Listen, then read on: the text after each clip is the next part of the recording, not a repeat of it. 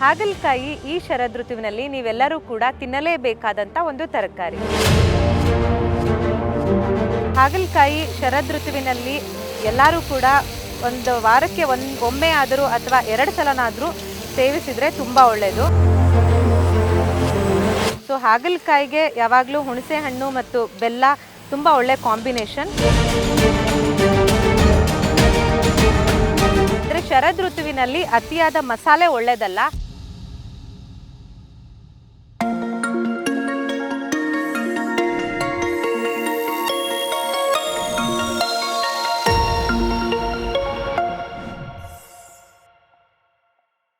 ನಮಸ್ಕಾರ ವೀಕ್ಷಕರೇ, ನಿಮ್ಮೆಲ್ಲರಿಗೂ ವಿಸ್ತಾರ ಹೆಲ್ತ್ಗೆ ಸ್ವಾಗತ. ಇವತ್ತು ನಾನು ಈ ಶರದೃತುವಿನಲ್ಲಿ ಸೇವಿಸಬೇಕಾದಂತಹ ಹಾಗಲಕಾಯಿ ರಸವನ್ನು ಹೇಗೆ ಮಾಡೋದು ಅನ್ನೋದನ್ನು ತಿಳಿಸ್ಕೊಡ್ತೀನಿ. ಇದಕ್ಕೆ ಹಾಗಲಕಾಯಿ ಗೊಜ್ಜು ಅಂತಲೂ ಕೂಡ ಕರಿಬೋದು. ಹಾಗಲಕಾಯಿ ಈ ಶರದೃತುವಿನಲ್ಲಿ ನೀವೆಲ್ಲರೂ ಕೂಡ ತಿನ್ನಲೇಬೇಕಾದಂಥ ಒಂದು ತರಕಾರಿ. ಈ ಹಾಗಲಕಾಯಿ ಗೊಜ್ಜನ್ನು ಹೇಗೆ ಮಾಡೋದು ಮತ್ತು ಅದಕ್ಕೆ ಬೇಕಾಗಿರುವಂಥ ಇಂಗ್ರೀಡಿಯೆಂಟ್ಸ್ಗಳೇನು ಅಂತ ನೋಡೋಣ ಬನ್ನಿ. ಅರಿಶಿಣದ ಪುಡಿ, ಜೀರಿಗೆ, ಸಾಸಿವೆ, ಕರಿಬೇವು, ಎಣ್ಣೆ, ಕಡಲೆಬೇಳೆ, ಉದ್ದಿನಬೇಳೆ, ಬೆಲ್ಲ ಮತ್ತು ಹುಣಸೆ ಹಣ್ಣಿನ ಕಾನ್ಸಂಟ್ರೇಟ್, ಉಪ್ಪು, ಅಚ್ಕಾರದ ಪುಡಿ ಮತ್ತು ಉಪ್ಪು ನೀರಿನಲ್ಲಿ ನೆನೆಸಿಟ್ಟಿರುವಂಥ ಹಾಗಲಕಾಯಿ. ಬನ್ನಿ ವೀಕ್ಷಕರೇ, ಇವಾಗ ಈ ಹಾಗಲಕಾಯಿ ಗೊಜ್ಜನ್ನು ಹೇಗೆ ಮಾಡೋದು ಅನ್ನೋದನ್ನು ತೋರಿಸ್ಕೊಡ್ತೀನಿ. ಮೊದಲಿಗೆ ಒಂದು ಕಡಾಯಿಯನ್ನು ತಗೊಂಡು ನಾವು ಒಲೆ ಮೇಲೆ ಇಟ್ಕೊಳ್ಬೇಕು.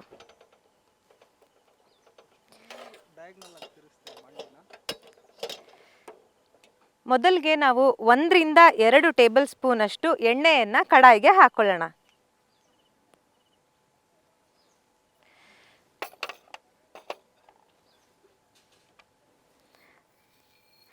ಎಣ್ಣೆ ಕಾದ ನಂತರ ಅರ್ಧ ಚಮಚದಷ್ಟು ಸಾಸಿವೆಯನ್ನು ಹಾಕೊಳ್ತಾ ಇದ್ದೀನಿ. ನಂತರ ಜೀರಿಗೆ,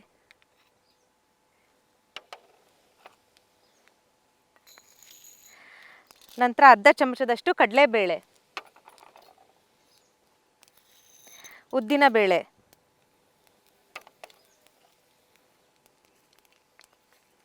ನಾಲ್ಕರಿಂದ 5 ಎಲೆಗಳು ಕರಿಬೇವನ್ನು ಹಾಕೊಳ್ತಾ ಇದ್ದೀನಿ.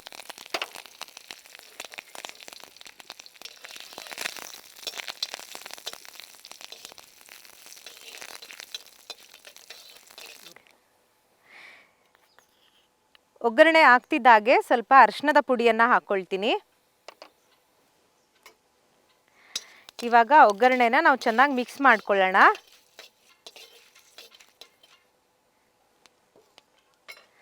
ಒಗ್ಗರಣೆ ರೆಡಿಯಾಗಿದೆ ವೀಕ್ಷಕರೇ. ಇವಾಗ ನಾನು ತಣ್ಣೀರಿಗೆ 1 ಚಮಚದಷ್ಟು ಉಪ್ಪನ್ನು ಹಾಕಿ 2 ಹಾಗಲಕಾಯಿಗಳನ್ನು ನಾನು ಕಟ್ ಮಾಡಿಕೊಂಡು 20 ನಿಮಿಷ ಈ ಉಪ್ಪು ನೀರಲ್ಲಿ ಹಾಗಲಕಾಯಿನ ನಾನು ನೆನೆಸಿಟ್ಕೊಂಡಿದ್ದೀನಿ. ಏನಕ್ಕೆ ಅಂತಂದರೆ ಹಾಗಲಕಾಯಿ ತುಂಬ ಕಹಿ ಇರುತ್ತೆ, ಎಲ್ಲರಿಗೂ ಕೂಡ ಅದನ್ನು ತಿನ್ನೋದು ಕಷ್ಟ ಆಗುತ್ತೆ. ಆದ್ದರಿಂದ ಅದ್ರ ಕಹಿ ಅಂಶ ಸ್ವಲ್ಪನಾದರೂ ಹೋಗಲಿ ಅನ್ನೋದಕ್ಕೋಸ್ಕರ ಈ ವಿಧಾನವನ್ನು ನಾವು ಅನುಸರಿಸ್ತೀವಿ. ಈಗ ನೆನೆಸಿಟ್ಟಿರುವಂಥ ಹಾಗಲಕಾಯನ್ನು ನಾನು ಈ ಒಗ್ಗರಣೆಗೆ ಹಾಕ್ತಾ ಇದ್ದೀನಿ.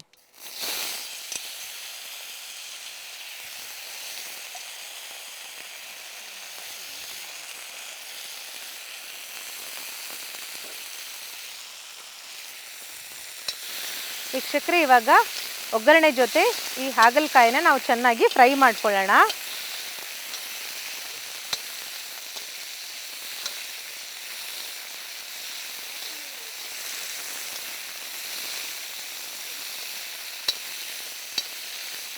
ಹಾಗಲಕಾಯಿ ಶರದೃತುವಿನಲ್ಲಿ ಎಲ್ಲರೂ ಕೂಡ ಒಂದು ವಾರಕ್ಕೆ ಒಮ್ಮೆ ಆದರೂ ಅಥವಾ 2 ಸಲನಾದರೂ ಸೇವಿಸಿದರೆ ತುಂಬ ಒಳ್ಳೆಯದು. ನಿಮ್ಮೆಲ್ಲರಿಗೂ ಗೊತ್ತೇ ಗೊತ್ತು, ಹಾಗಲಕಾಯಿ ನಮ್ಮ ಡಯಾಬಿಟಿಸನ್ನು ಕಡಿಮೆ ಮಾಡುತ್ತೆ, ನಮ್ಮ ಆಂಗ್ಸೈಟಿ ಅಥವಾ ಬ್ಲಡ್ ಪ್ರೆಷರನ್ನು ಕಡಿಮೆ ಮಾಡುತ್ತೆ. ಹಾಗಲಕಾಯಿ ಬೆನಿಫಿಟ್ಸ್ ನಮಗೆ ಸೈಂಟಿಫಿಕಲಿ ತುಂಬ ಇದೆ. ಮತ್ತು ಇದು ರಿಚ್ ಇನ್ ಆ್ಯಂಟಿ ಆಕ್ಸಿಡೆಂಟ್ಸ್ ಕೂಡ, ಅಂದರೆ ಆ್ಯಂಟಿ ಏಜನಿಂಗ್ ಆಗಿ ಕೂಡ ಕೆಲಸ ಮಾಡುತ್ತೆ.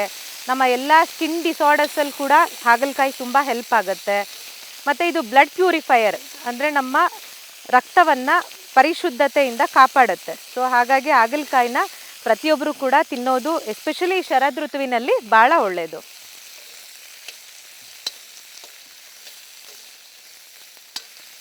ಹಾಗಲಕಾಯಿ ಸ್ವಲ್ಪ ಬೆಂದಿದೆ. ಇವಾಗ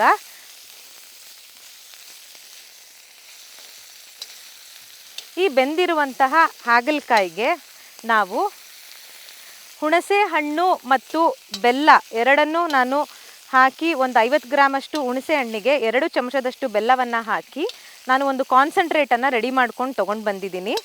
ಸೊ ಈ ಕಾನ್ಸಂಟ್ರೇಟನ್ನು 1 ಸ್ಪೂನ್ನಷ್ಟು ನಾವು ಈ ಹಾಗಲಕಾಯಿ ಗೊಜ್ಜಿಗೆ ಹಾಕ್ಕೊಳ್ಳೋಣ.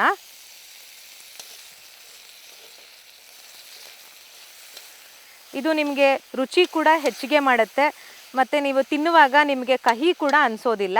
ಸೊ ಹಾಗಲಕಾಯಿಗೆ ಯಾವಾಗಲೂ ಹುಣಸೆ ಹಣ್ಣು ಮತ್ತು ಬೆಲ್ಲ ತುಂಬ ಒಳ್ಳೆ ಕಾಂಬಿನೇಷನ್.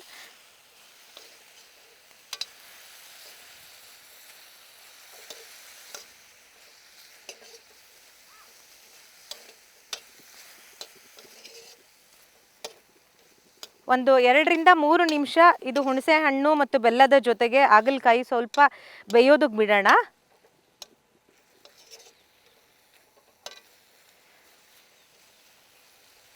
ಈಗ ಹಾಗಲಕಾಯಿ ಬೆಂದಿದೆ. ಇದಕ್ಕೆ ನಾನು ಲಾಸ್ಟಲ್ಲಿ ಸ್ವಲ್ಪ ಅಚ್ಚ ಖಾರದ ಪುಡಿಯನ್ನು ಹಾಕ್ಕೊಳ್ತಾ ಇದ್ದೀನಿ.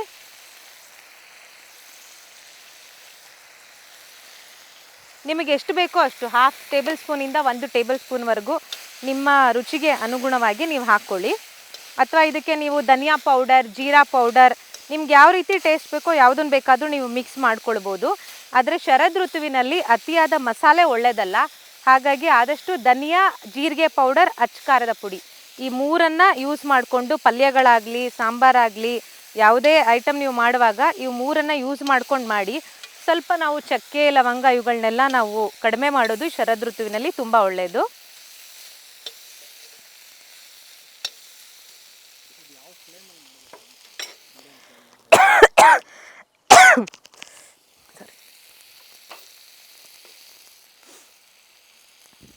ಲಾಸ್ಟಲ್ಲಿ ರುಚಿಗೆ ತಕ್ಕಷ್ಟು ಉಪ್ಪನ್ನು ಹಾಕ್ಕೊಳ್ಳೋಣ.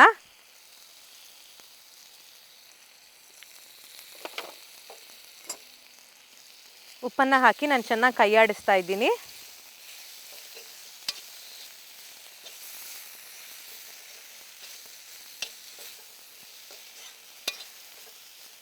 ನಮ್ಮ ಹಾಗಲಕಾಯಿ ಗೊಜ್ಜು ಅಥವಾ ಹಾಗಲಕಾಯಿ ಪಲ್ಯ ಅಥವಾ ಹಾಗಲಕಾಯಿ ರಸ ಏನಾದರೂ ಕರಿಬೋದು. ಇದು ಇವಾಗ ಸವಿಯಲು ಸಿದ್ಧವಾಗಿದೆ. ಇದು ತುಂಬ ಹೆಲ್ತಿಯಾಗಿದೆ. ಇದನ್ನು ನಾವು ಜಾಸ್ತಿ ಎಣ್ಣೆ ಕೂಡ ಯೂಸ್ ಮಾಡಿಲ್ಲ, ಜಾಸ್ತಿ ಮಸಾಲೆ ಕೂಡ ಯೂಸ್ ಮಾಡಿಲ್ಲ. ತುಂಬ ಮೈಲ್ಡಾಗಿ ಈ ಶರದ್ ಋತುವಿಗೆ ಹೇಗೆ ಬೇಕೋ ಹಾಗೆ ನಾನು ಈ ಹಾಗಲಕಾಯಿ ಗೊಜ್ಜನ್ನು ತಯಾರಿಸಿದ್ದೀನಿ.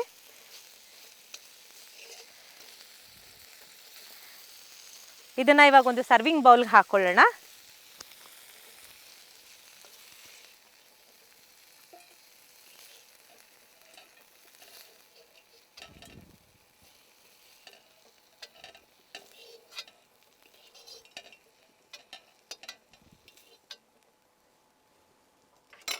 ವೀಕ್ಷಕರೇ, ಇವಾಗ ಹಾಗಲಕಾಯಿ ಗೊಜ್ಜು ರೆಡಿಯಾಗಿದೆ.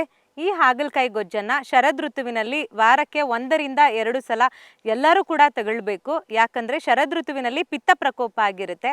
ಆ ಪಿತ್ತವನ್ನು ಶಮನ ಮಾಡುವುದು ನಮ್ಮ ಹಾಗಲಕಾಯಿ ಕೈಲಿದೆ. ಸೊ ಹಾಗಲಕಾಯಿನಲ್ಲಿ ತಿಕ್ತ ರಸ ಪ್ರಧಾನ, ಅಂದರೆ ಅದು ಕಹಿ ಇರುತ್ತೆ. ಆ ಕಹಿ ರಸದ ಗುಣದಿಂದಾಗಿ ಅದು ಪಿತ್ತ ಶಾಮಕ್ಕಾಗಿ ಕೆಲಸ ಮಾಡುತ್ತೆ. ಸೊ ಈ ಹಾಗಲಕಾಯಿ ಗೊಜ್ಜನ್ನು ಯಾರು ಬೇಕಾದರೂ ತೊಗೊಳ್ಬೋದು. ಚಿಕ್ಕವರು ತಿನ್ಬೋದು, ದೊಡ್ಡವರು ತಿನ್ಬೋದು. ಇದಕ್ಕೆ ಯಾವುದೇ ವಯಸ್ಸಿನ ಒಂದು ರೆಸ್ಟ್ರಿಕ್ಷನ್ಸ್ ಇಲ್ಲ. ಅದೇ ರೀತಿ ನಿಮಗೆಲ್ಲರಿಗೂ ಗೊತ್ತು, ಹಾಗಲಕಾಯಿ ತಿನ್ನೋದ್ರಿಂದ ನಿಮ್ಮ ಬ್ಲಡ್ ಶುಗರ್ ಲೆವೆಲ್ಸ್ ಕಂಟ್ರೋಲಲ್ಲಿ ಇರುತ್ತೆ. ಇದರಲ್ಲಿ ವಿಟಮಿನ್ ಎ ತುಂಬ ರಿಚ್ ಆಗಿದೆ, ಫೈಬರ್ ರಿಚ್ ಆಗಿದೆ, ಪೊಟ್ಯಾಷಿಯಮ್ ಇದೆ, ಜಿಂಕ್ ಇದೆ, ಆ್ಯಂಟಿ ಆಕ್ಸೈಡ್ಸ್ ಇದೆ, ಮತ್ತು ನಿಮಗೆ ಫ್ಲೆವನಾಯ್ಡ್ಸ್ ಇದೆ. ಸೊ ಇವೆಲ್ಲವೂ ಕೂಡ ನಮ್ಮ ಬ್ಲಡ್ ಪ್ಯೂರಿಫಿಕೇಟರ್ ಆಗಿ ಕೂಡ ಕೆಲಸ ಮಾಡುತ್ತೆ. ಹಾಗಾಗಿ ಹಾಗಲಕಾಯಿ ಗೊಜ್ಜಿನ ಬೆನಿಫಿಟ್ಸ್ ತುಂಬ ಇದೆ. ಎಲ್ಲರೂ ಕೂಡ ಶರದ್ ಋತುವಿನಲ್ಲಿ ಈ ಹಾಗಲಕಾಯಿ ಗೊಜ್ಜನ್ನು ಸೇವಿಸಿ. ನೀವು ಕೂಡ ಮನೆಯಲ್ಲಿ ರೆಸಿಪಿನ ಮಾಡಿ ಹೇಗಿದೆ ಅಂತ ನಮಗೆ ತಿಳಿಸೋದನ್ನು ಮರಿಬೇಡಿ.